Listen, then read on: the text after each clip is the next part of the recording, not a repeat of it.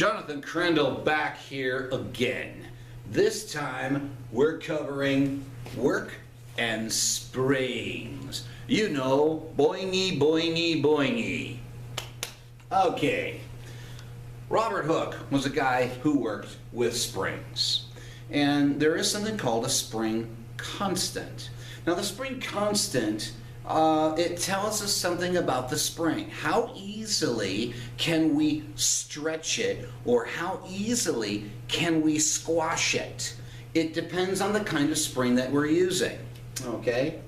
So when we look at the formula, force is equal to negative K times X. This is when a spring is stretched. All that the negative tells us is the direction. So the spring is being stretched, okay, like we attach a weight to it, okay?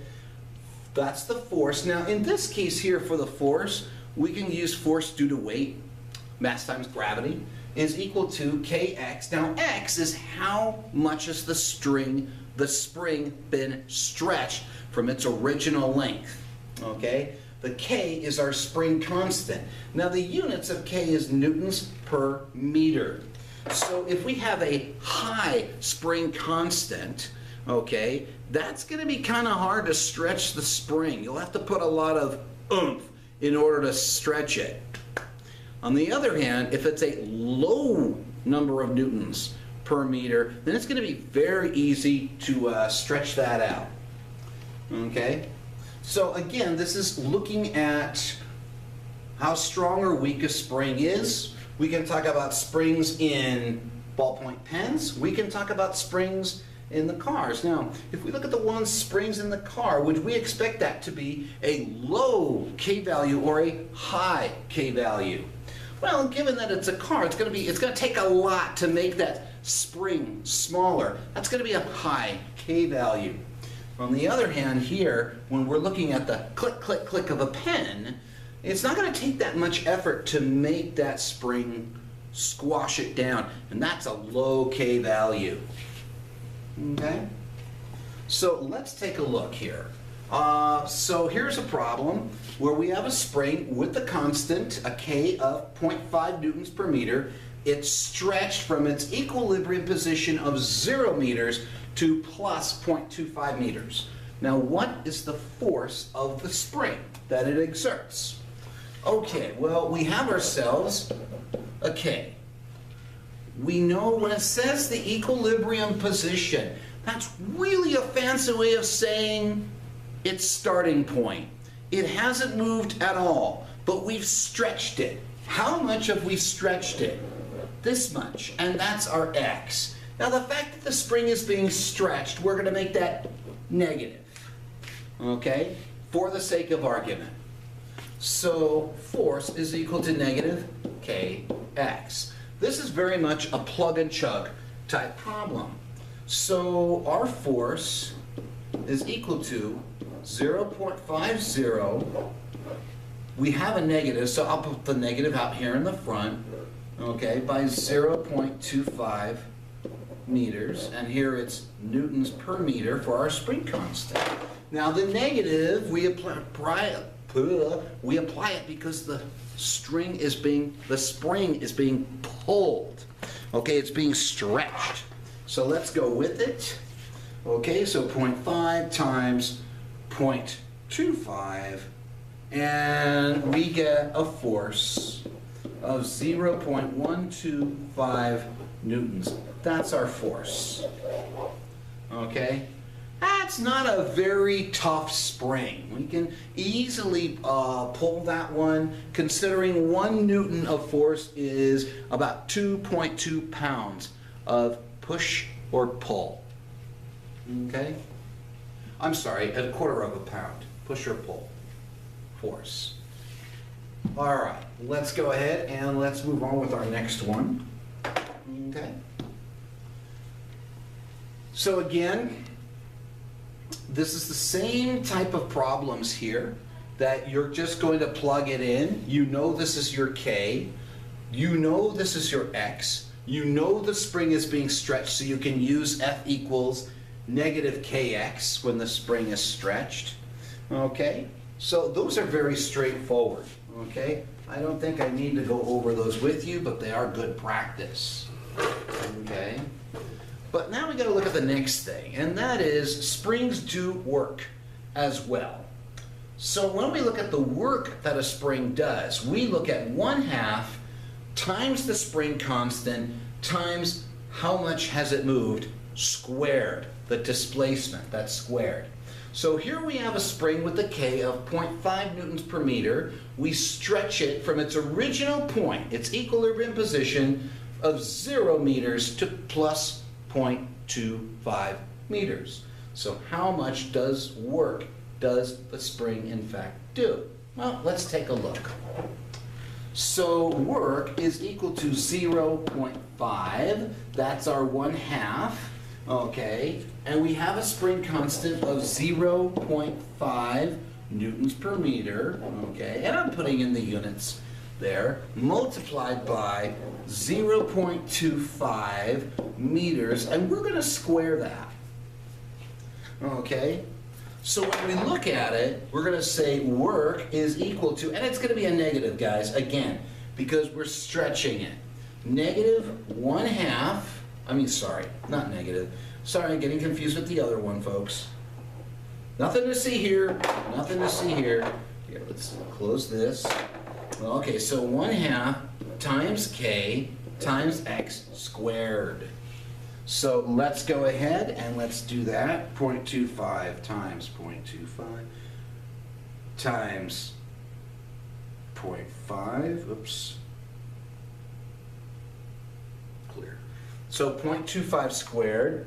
I got to do it again. 0.25 times 0.25 times 0.5 times 0.5. And I walk away with the work of 0.016 joules. This thing is not doing a lot of work. It's not really. Okay? So again, not a lot of work is being done here. So that's just basically it for doing that.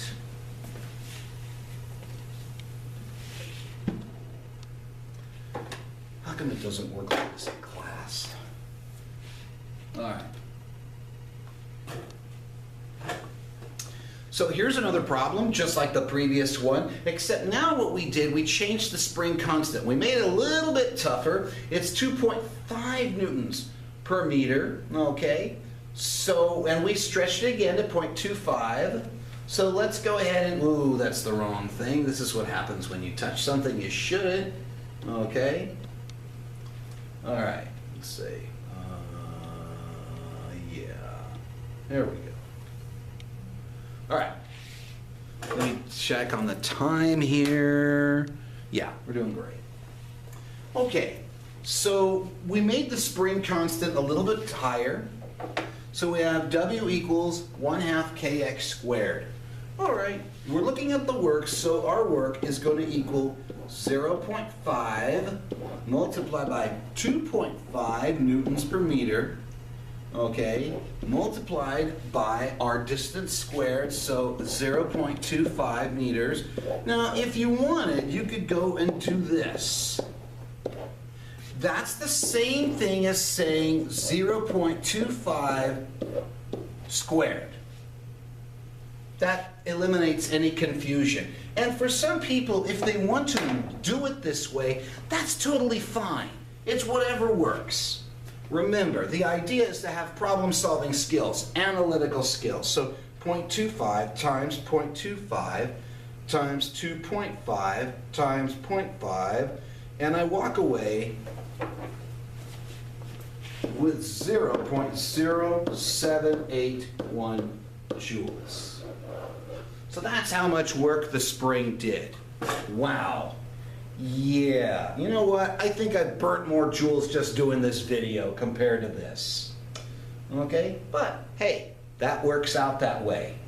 So with that, ladies and gentlemen, I think, do we have one more problem? Why, yeah, we do. We've got power.